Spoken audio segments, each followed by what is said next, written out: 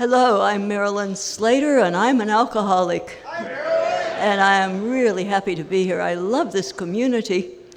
And thank you, Randy, for your wonderful Al-Anon talk. When I hear an Al-Anon speaker speak, it just makes me feel guilt that I caused Al-Anon so much pain. And I was anesthetized, so I didn't know. But I'm sorry. I apologize to Randy and all Al-Anons. And I'm grateful to Gordy and anybody else involved in inviting me here. And also my host, James, who is the host with the most. And he has been so kind and good that I really, really insist on taking him back to Los Angeles. But he may object. I got sober February 8th, 1972, so this program's kept me sober now for about 52 and a half years, which says, and we applaud for the program, which says there's a lot of power in this program, a higher power. So I said my sobriety date is in February, but I don't remember a whole lot in that first year, except around Christmas time. I knew it was Christmas time because there was a Christmas tree. That was a real clue. And there were 3 little children, and by that time I'd figured out that they were mine. And there were presents under the tree because my mother was there, a grandma, and I was not too steady on my feet, not too with it. So she made sure there were presents for the 2 little girls and our little boy David. So the little girls opened their presents and they were happy, and they had some games and dolls and toys and were playing with them. And then David opened his presents, and there were about 20 presents, and he opened the last one and just burst into tears. And my mother said, "David, why are you so sad? Why are you crying?" And he said, "I didn't get just what I always wanted." And she said, "David, what is that?" And he said, "I don't know. I just know I didn't get it." And I thought, oh my gosh, that's the story of my life. I had gotten many good things. I'd gotten to go to school. I met a good man and got married. I had the job I wanted. But each one of those things was like David opening one more present. No, that's not quite it. I always wanted more. I always wanted something different. In the beginning, I wanted to be a scientist, and I wanted to be a great scientist. I wanted to win the Nobel Prize and pin it to my shirt, and then finally somebody would say, "We like her, we respect her." And so I went away and I studied, and I met and I married a scientist, and still it just wasn't quite right. I went to work in a lab and met my future husband, and I was so socially inept, I never knew how to talk to other people because they asked weird questions like, "How are you?" And I'd think, okay, I'll talk about my anxiety and my depression, and they'd just run away. And I'd think, one more time, what do they want? I mean, they asked. But when I was working in this lab, Bill and I could talk to each other. We talked about the theory of relativity and the Gegenbauer polynomials. And he went to a meeting in Washington, D.C., and sent me a postcard. And it said, "Dear Marilyn, I was thinking about what you said, but all I can come up with is," and he wrote out this elegant partial differential equation. No man had ever talked to me like that before. Oh, I was in love. And then one day he said, "Do you want to get married?" And I said, "Yes, yes." And I thought that would be the one thing that would finally make me happy. So we went back to Ohio. And his dad was a Lutheran minister, and we had a traditional wedding with all those vows, like for better or for worse, for richer and poorer. Should have emphasized in sickness and in health. And Bill said, "I do." And he was a man that could keep a commitment. He believed in keeping commitments. And I heard those vows, and I said, "I do," which for me meant, now I can attach to you like a tick on a dog and drain out your life, and proceeded to do just that. It was just kind of like grabbing his lapels. "You're the reason I'm so unhappy. Why don't you make me happy? You never take me to Disneyland." And he might say, "Well, we could go to Disneyland." And then I'd have to say, "No, because you didn't think of it first." This was love. But one more time, it just seemed disappointing. It just was not it. It did not give me just what I always wanted. I didn't know what that was, but I knew that wasn't it. But as I said, I wanted to be a scientist, and we had moved to California, and I was at UCLA, and I was a graduate student with a research project. I had a great lab director, and I got a research project. I had all the equipment, the glassware that I needed, a lot of support. And I thought, I am a scientist now. I had a white lab coat, I looked the part, I had a research project, but I was more miserable than ever. There were people in the lab, they would talk to me, those weird things like, "How's it going, Marilyn?" Well, I'd think going. Going is some kind of verb. How is, and again, they'd all run away. And I just didn't know how to talk to other people. It just never seemed to make any sense. And then one day something happened. It was my first real spiritual awakening. And that was something right on the shelf. It was 90% ethanol, which is a 180 proof drink. And it was mighty good. And it was right there. And we started drinking the lab alcohol because it was the 60s. Now, if you're young and you missed the 60s, I'm so sorry. It was a perfect time for people like most of us, and it certainly was for me. And so we would drink that lab alcohol. And it said, well, there was a little federal seal. We could buy it very cheaply from the US government, and the federal seal said, "To be used for research purposes only."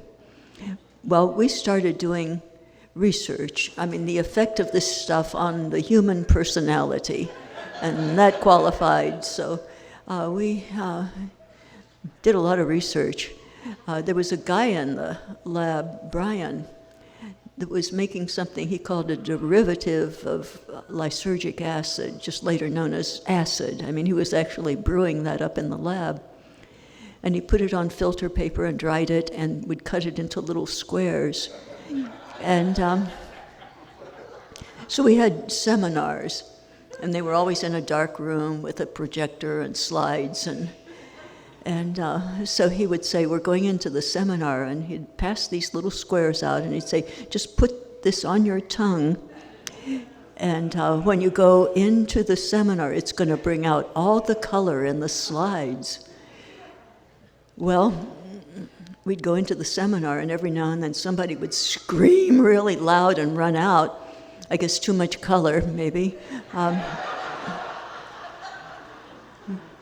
Now, I have a regret, and that was that I never put one of those on my tongue, because somehow, even though I was strangely asleep and unaware, I knew that I am basically crazy. And a lot of that insanity is inside, waiting to explode. And I had read enough about people who were leaping out of tall buildings when they used this magic stuff. And so I was always afraid. So I missed that chance. And how many of you tried LSD?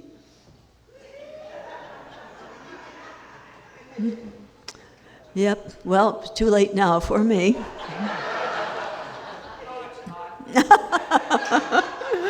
Well, I don't want to have this my sobriety date. So this was a happy time, and we'd put in a hard day of research in the lab, and then we'd go out to bars at night, and I was having great fun, and finally I had that thing that I was looking for all of my life, just to be happy right here, right now, when I drank. And for me, that was a spiritual experience. In our big book, there's that section on the interaction between the great psychologist Carl Jung and Roland Hazard, the hopeless alcoholic. And he talked about spirits and spiritum. He said, spiritum contra spiritus, or maybe it's the other way around. But alcohol, that's a kind of spirits. And yet that acts against the spiritual experience. While we drink, we have a feeling that this is a spiritual experience, but in the end, it really keeps us from having the authentic spiritual experience.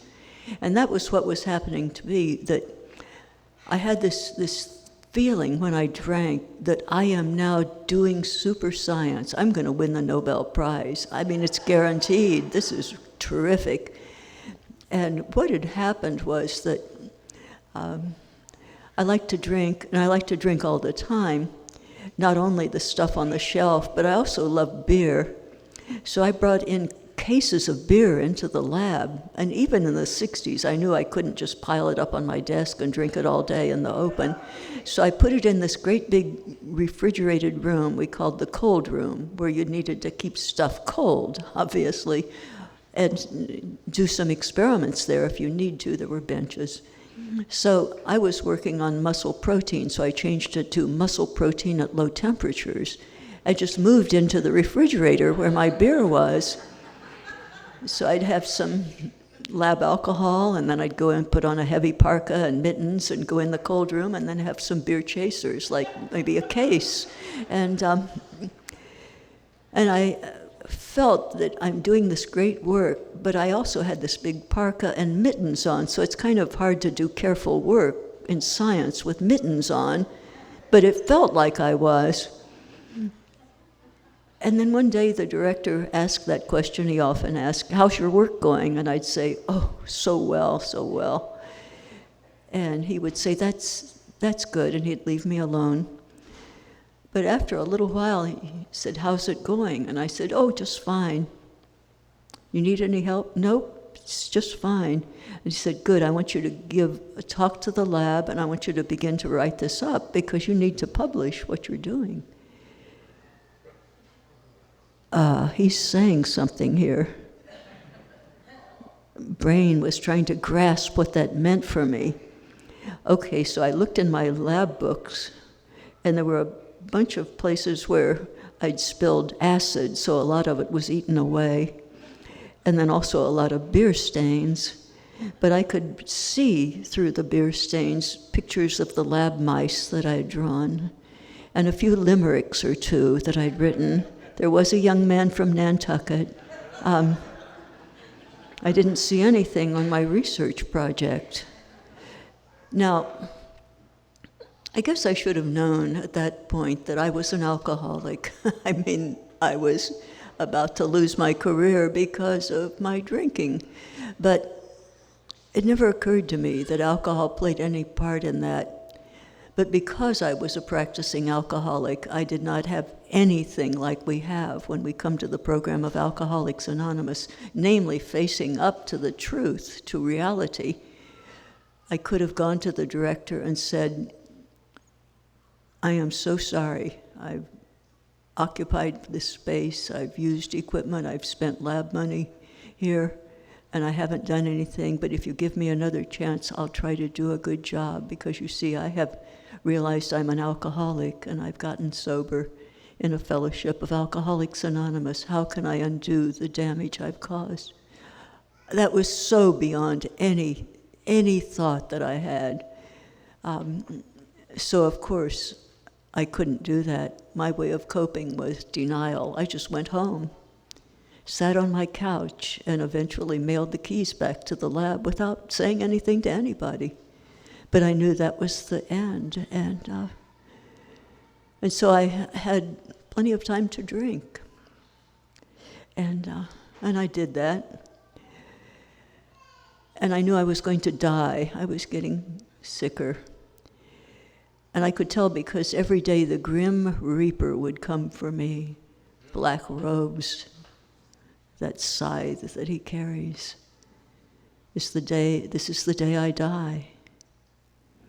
And then he'd turn around and go away, and I'd get a reprieve that day, and then I'd drink more. After I got sober, I looked back on that time and I realized that was the postman that came every day. But I was crazy, and I was confused. And I was very sick, so I went to a doctor to get some kind of diagnosis. Why do I feel so bad, especially in the morning? Never occurred to me it was because I was drinking all day the day before. So the doctor did some tests and came out and said, I have some good news. And as I said, I was very confused, but I was waiting for the bad news. What's wrong with me? And he had good news. What could this mean? And he said, you are pregnant. And in my confusion, I think I blurted out, oh my gosh, I wonder if it's mine. And it was. And then there were others, and a house was filling up with these little children. Well, my husband was terrified, and he knew that I was not able to take care of these little ones. And after one or two, he just brought his mother in to take care of things. And she took care of things, and I retreated to my garage because she scared me to death. I wanted her to go away. She would say things like, unless you get control of your life, we're going to lock you up and you'll never see the children again. Encouragement. I just wanted to say to her, how dare you talk to me like that? I mean, this is my garage. But she meant business, and she knew about Alcoholics Anonymous. She wanted me to just go there right now. Well, I did in 1969, but that's not my sobriety date. I went there in January of 1969. And while I was going to meetings, I didn't get a sponsor. I just sat in the back. I didn't pay attention. I didn't know what was going on. I went to meetings here and there. But there was a person that I saw at one or two meetings that I went to. Her name seemed to be Marion, and she kind of represented Goddess to me. She would walk into a room, and lots of people knew her, and they would run up to her, and they would give her hugs, and she clearly had a sense of purpose, a sense of humor. People loved her. She seemed to love them. And I wanted to get to know her. I wanted her to come over and put her arms around me and say, oh, I saw you from across the room, and you fascinate me. I'd love to be your sponsor. You'll be my favorite in no time. Oh, I had dreams, and she never did that, so I never said anything to her. And then my mother-in-law went home because she thought that I was cured because I hadn't been drinking while I went to meetings. She went home, and I went home. And I think that I had some idea that it was probably not a good idea to drink, but in no time, the pressure of just being at home, and now there were little children there, and there was nobody else there to take care of them.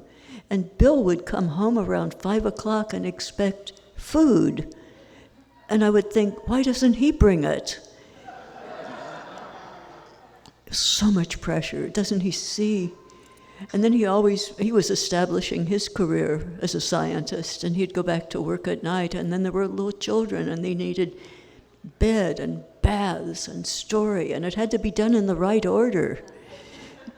And then I'd sometimes get them down, and one would pop up, I need a drink, and then I'd say, stay there, I'll get you a drink, and another would leap up, I gotta pee. it was just a game of whack-a-mole every night, and what am I going to do?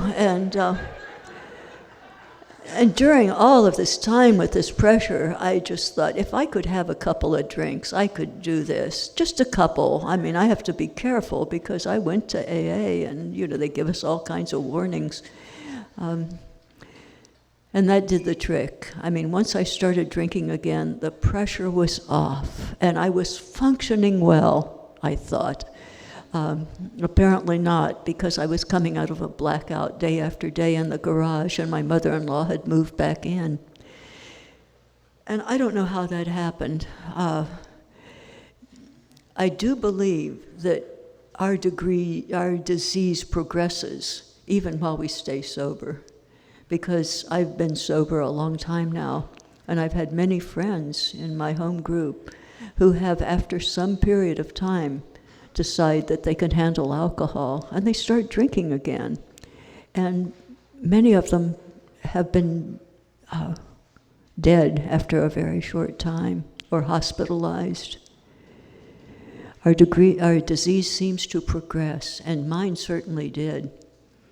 I was drinking worse than ever in no time. I caught up to that place that I left off and zoomed way past it. And this time I really got very sick and went back to another doctor.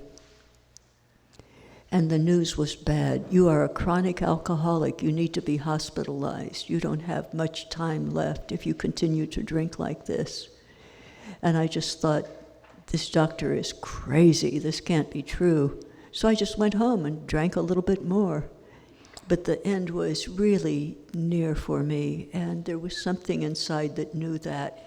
And there was a kind of hopelessness, because I would, and by the way, as you probably guessed, my mother-in-law had moved back in. So in February of 1972, I came to in the morning, and I was desperately lonely and miserable and sick. And I just wanted somebody to talk to me. I hadn't exchanged words with my husband in a long time. He was just afraid of what was happening to the family.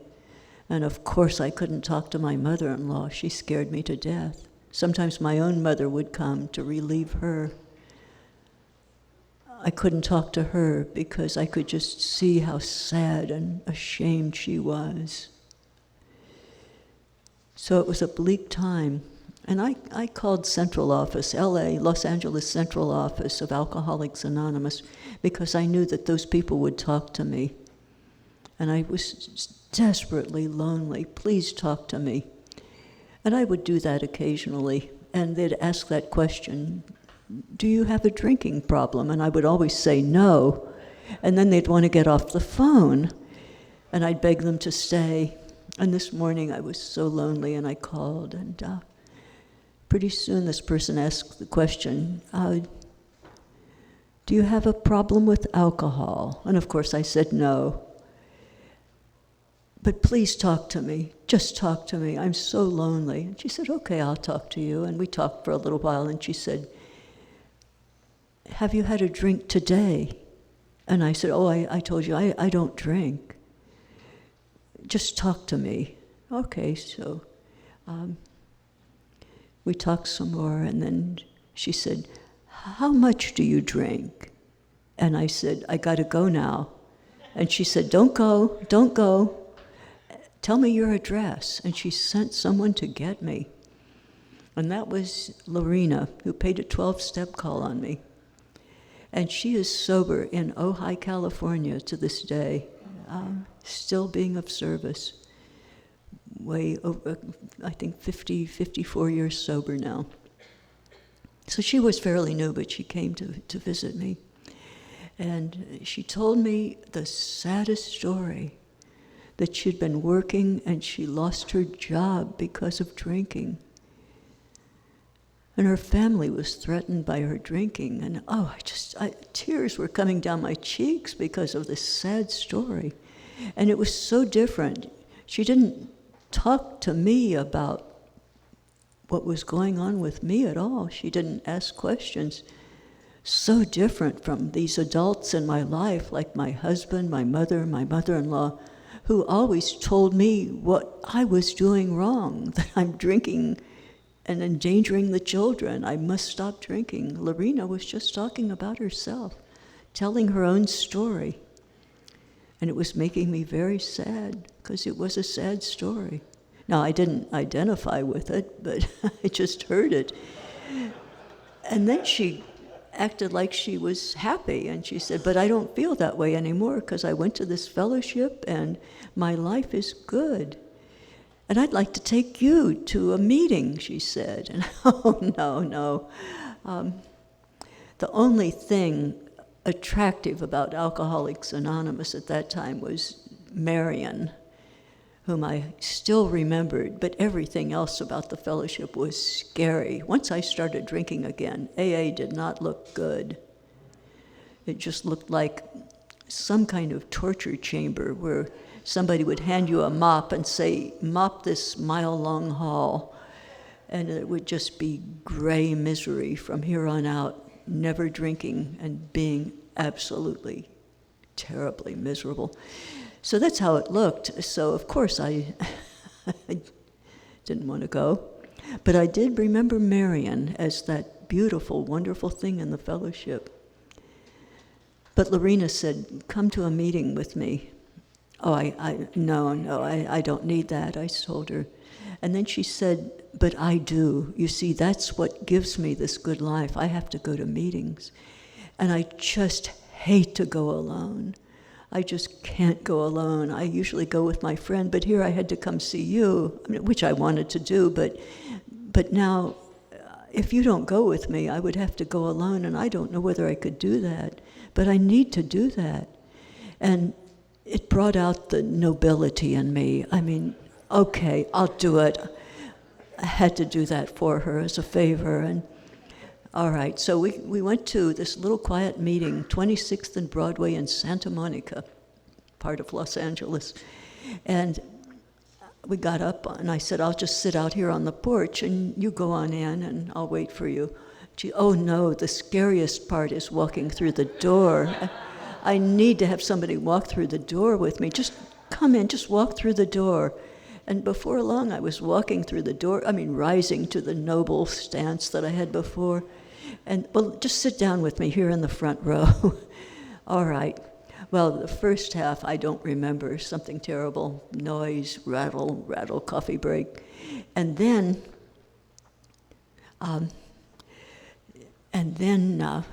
after the coffee break, the leader got up and said, tonight, our main speaker is Marion. And I looked up, and there was my goddess of sobriety. Now, how could that happen? To this day, I can't imagine how that night that I came back to Alcoholics Anonymous was combined with the night that Marion was the speaker. There were probably 1,000 meetings in the LA area at that time, many, many speakers. That's what we do in Los Angeles. We go around and talk at each other's meetings. And yet Marion was there, the one person I wanted to meet. And that was the beginning of this mystery for me, of thinking there is something I don't understand, but it's working on our behalf, working for our recovery. I was an atheist when I came to the program because I believed in science. And yet here was this amazing thing. I look at my watch. This gives you a little bit of hope that this will end. And so I had now this opportunity to run up and sort of attach in my kind of tick-like way to Marion. Would you be my sponsor? And she agreed to do that. She said it would be a privilege. Now, where on earth is there a fellowship where that kind of thing could happen? There's like the PTA and the Rotary Club and country clubs and those animal clubs like elks and moose, and you could just walk in to a complete stranger and say, hey, could you take control of my life and let me call you at 3 o'clock in the morning when I'm in trouble? Could you maybe lend me some money now and then? Can you just take my life in your hands and guide me and help me? And the person there would say, "Oh, I'd love to do that. It would be a privilege. It doesn't happen." They would call the police, "Security," and they would say. Well, Marion said it would be a privilege, and she led me on this path of recovery. There's a fellow, Anthony DeMello, that I read. He wasn't an alcoholic, but he was a seeker, and he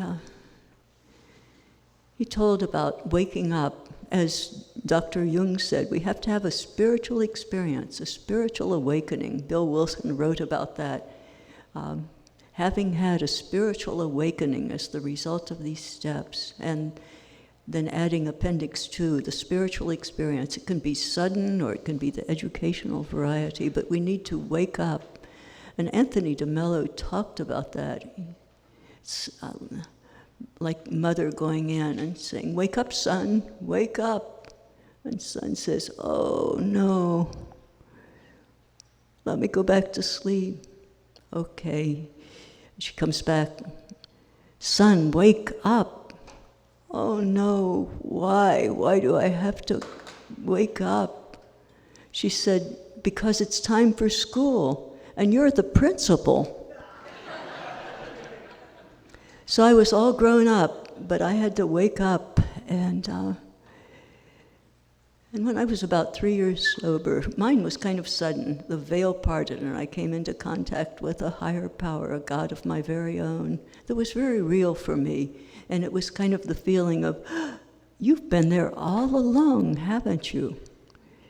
And that changed everything. There was ground beneath my feet. And after I'd taken the steps, I had to make amends to my family, lifetime of amends. Thank God I've lived a long time. My husband lived a long time, because I'm kind of slow. And after many, many years, the slate was almost clean with the family. I started growing up with the children. They were fairly small when I got sober. And they grew up under the influence of Alcoholics Anonymous. I went back to school, went back to work, and went back to the lab. I made amends to that director, and he invited me back to work there. I must have been crazy one day, but I did go back to the scene of the crime, and much to my sadness, I tried to do careful scientific work sober, and I thought this will be such a good podium story. Maybe I'll even win the Nobel Prize. And said, "This too, get sober, you'll win a Nobel Prize." And that was not to be. I continued to spill acid on other people's experiments and break glassware, because I'm just really clumsy in the lab. And so I went to the School of Library and Information Science, and got a degree in handling scientific information. So I could be near science, ended up teaching science, but not dangerous. I'm not in a laboratory, so we're all safe now. So I've enjoyed that. And life was very good. And I just thought, I'm going to run out the clock. The children grew up. Our 2 daughters produced 5 grandchildren, and they're all darling and cute, and they were growing up nicely. And our son was an elite athlete and started a company with one of his professors and made his dad proud, because he too was a scientist. And life was good. And it was kind of boring almost, but it was just very good. And I thought, that's it. We get sober and life is good and we run out the clock. Well, when I was 40 years sober, I was speaking out of town. I was speaking in Las Vegas at this State Line retreat. Ah, you know about that, okay. Yeah, kind of an intense weekend where were many, many talks. And so I was talking on Friday night, and when I got down from the podium, there were a lot of frantic calls from family members. And I tried, and David didn't come home from work. Nobody knew where he was. So I called him, and I just got his message on his phone. Well, his young wife, Erin, had worried about him and finally brought in the police. And they went to his office, and a colleague opened the door, and they found that he had hanged himself in his office. And my world came to an end. This good life that I felt would just go on until the hereafter for me was not to be. And I knew that there is no way I can survive this. But by that time, I had a very strong sponsor. Maybe somebody you ran into, Clancy I. You remember him? Yep, he did a lot of speaking all over the place. And I needed a strong sponsor at that time. He also was at State Line.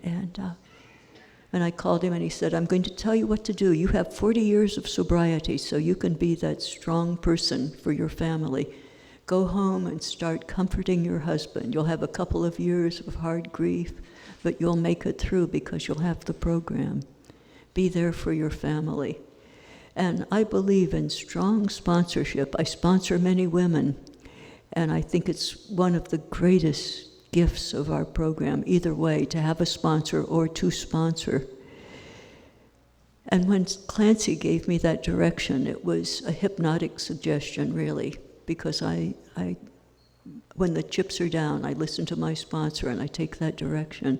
So I got in the car about midnight and drove for me 5 hours across the desert home. And I had a CD in the car to listen to, and it was the great Sandy B from Tampa that passed away a few years ago, and I was a great follower of Sandy. He had lost his 2 daughters the year before, one to our disease, the other was murdered. And I knew he was okay, and so I knew I wanted to listen to him. And he said, I hope that nothing like that happens to you, but if it does, here's what you do. You go out to your higher power and you say, don't leave me, and I won't leave you. And when you do begin to react strongly, guess who comes back with you? And I can tell you that that is true. The fellowship carried me through, starting with Sandy. I had a good friend, Diana, that I called in the middle of the night, and she talked to me. And I got home and began that long process of recovering from the unthinkable. 12 years have passed, and this open wound has become a scar now. But I remember a person who had lost her son 10 years before talked to me the next day when I got home, and she said, accept this, and if you can accept it, you will find that there are many blessings in your life. And I just thought there could never be blessings for me. My life is over. The worst, it's awful to lose a child at any age, but to suicide, that was unthinkable. And the guilt that I had let go of through steps 6 and 7 all came back. We all felt guilty. What did we do? We talked together as family members, and I listened to them. And we remembered little David so long ago. He never did get just what he always wanted. He seemed to have the life that anybody would want, but maybe he had my emotions, which before sobriety always said, this is good, but it's not quite it. Maybe he never did get just what he always wanted, and yet he had reached that place in life where he couldn't even imagine anything else that he could have. Who knows? We'll never know. But we had one another to listen to. There were blessings that began to follow. The first was that I learned that I was not alone. Whenever I talked about what happened, there was always someone that had a very similar story. And I began to realize that we all have tragedy. We all have losses. And I have a story, and my story lets that new person having an experience like come into this circle of grief. And I can say, as Sandy B said to me, just go out to your higher power. You will get through this, and you will find that there are many blessings. Another blessing has simply been resilience. I've had later losses. Bill passed away 5 years ago, and my sponsor Clancy died the following year. 2 big losses. But I was able to understand that we are fine in the here and the hereafter. A kind of resilience that I never had before. After Clancy passed away, left a whole bunch of orphans because he must have sponsored 600 people. He was a great carrier of our message. And so there was this reshuffling, and I began to sponsor a lot of people, a lot more people, and a couple of them are very active in the program, and one of them likes to travel a lot, Debbie, up in the Bay Area.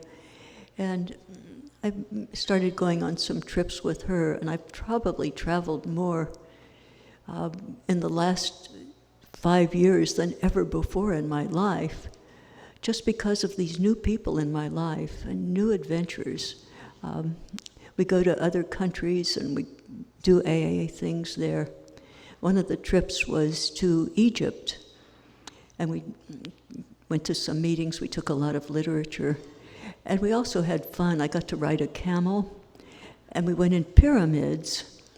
And if you've ever been in a pyramid, I mean, you can go in them, and there's steps that go up and steps that go down and hidden chambers. And tiny spaces, you have to get on your hands and knees and crawl through them sometimes. I was having a great old time, and this other couple that was there with me seemed to be worried, and I thought, why? I mean, we're okay, this is safe. And they finally confessed why they were worried. They said, because you're so old and we think you're going to have a heart attack and die. And how will we get you out of this pyramid? And I thought, okay, I see their concern. But then I thought, think of where we are. I mean, this is a pyramid. It's basically a tomb. I mean, it's a perfect place. Just leave me here. And as you can see, we all got out and had a good time. I think that one of the blessings, one of the sweetest ones, is that a little over a year ago, one of my grandsons, Adam, called, and he had just graduated from college. And he called up and he said, Grandma, I got a job in downtown Los Angeles. Could I move in with you? And I said, I'd love to have you, Adam. I have some extra rooms now because I'm still in that same house where we had the 3 children. Please move in. So he moved in, and he's been there, and he's been the joy of my life. We've gone to movies together and music together, and he's not ashamed to be out with Grandma. And I just realized after a while the sweetness of this, too, is that there was a great rip in my heart when we lost David. I had always thought that I would have our son in my old age, and that was not to be. And it left that void. And now here is Adam, this wonderful young man who is such a joy to have around. He's not David, he's very much Adam, but he fills that spot that was left empty. And I just look back on this time, the many blessings that just keep coming. There's a poet, Browning, not conference approved, lived a long time ago, but he wrote a poem that begins with, grow old along with me, the best is yet to be. And I believe that that's true for us, as long as we stay sober. Thank you.